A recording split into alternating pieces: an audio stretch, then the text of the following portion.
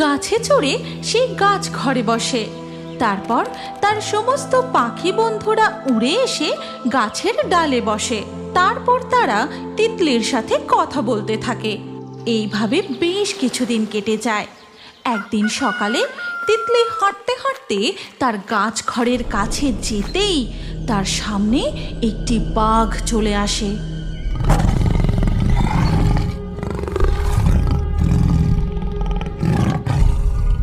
তুমি এত গর্জন কেন করছো বাঘ বন্ধু? কি হয়েছে তোমার?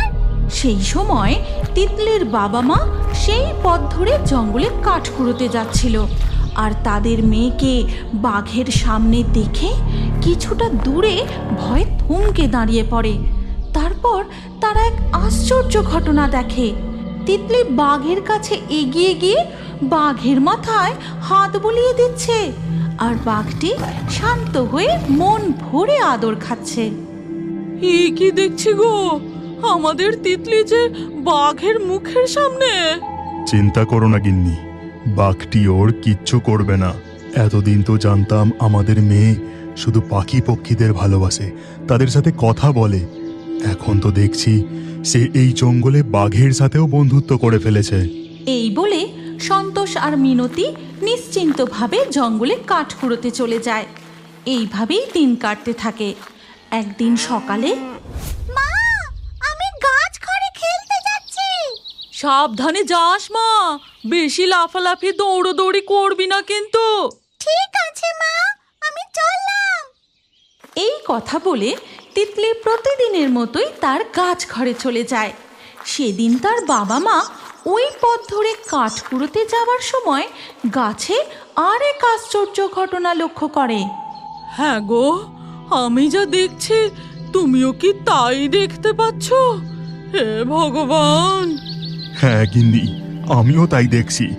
এমন অলৌকিক প্রাণী শুধু রূপকথার গল্পতেই শুনেছি, আর চোখে দেখছি। আমাদের তিতলি কোনো সাধারণ মেয়ে নয়। তার আসল পিতামাতার পরিচয় বা কি?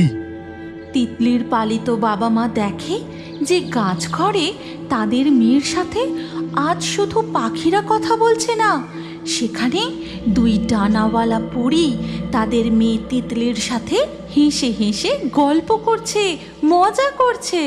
তিতলি, তুমি আমাদের কথা কাউকে বলনি তো? না নীলপরি, তোমাদের কথা আমি কাউকে বলিনি। তোমরা কত ভালো, কি সুন্দর আমার সাথে কথা বলো।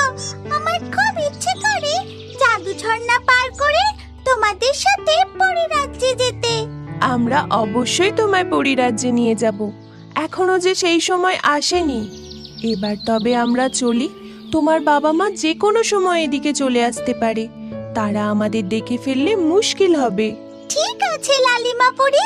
এরপর নীলিমা পরী ও লালিমা পরী গাছ ঘর থেকে উড়ে জঙ্গলের গভীরে চলে যায়, আর তিতলির বাবা মা তাদের অনুসরণ করে পিছু নিতে থাকে।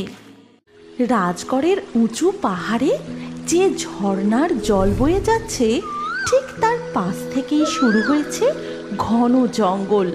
সেই জঙ্গলের মধ্যে একটি ছোট্ট লাল পরী উড়ে উড়ে ঘুরে বেড়াচ্ছিল।